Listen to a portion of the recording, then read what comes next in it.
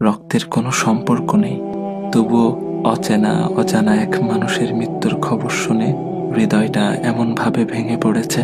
এই ব্যথা কি আগে কখনো অনুভব করেছি? নিজেকেই প্রশ্ন করি। সব সম্পর্ক রক্তে বাঁধা থাকে না। কিছু মানুষ না জেনেই না চিনেই হৃদয়ের সবচেয়ে নরম জায়গায় স্পর্শ করে যায়, আর চলে গেলে রেখে যায় নামহীন এক দীর্ঘ কষ্ট।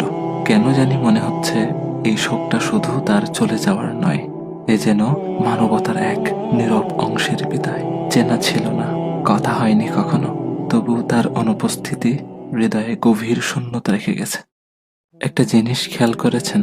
আমার ভাই ওসমান হাদিকে গুলি করা হলো জুমার নামাজের পর, আর তিনি তার রবের ডাকে সাড়া দিয়ে চলে গেলেন জুমার রাতে। আহ, কত সৌভাগ্যের মৃত্যু! আল্লাহ সুবহানাহু ওয়া তাআলা আমার ভাইকে শহীদ হিসেবে কবুল করুক, জান্নাতের উচ্চ মাকাম দান করুক, শোকাহত পরিবারকে ধৈর্য ধারণ করার তৌফিক দান করুক।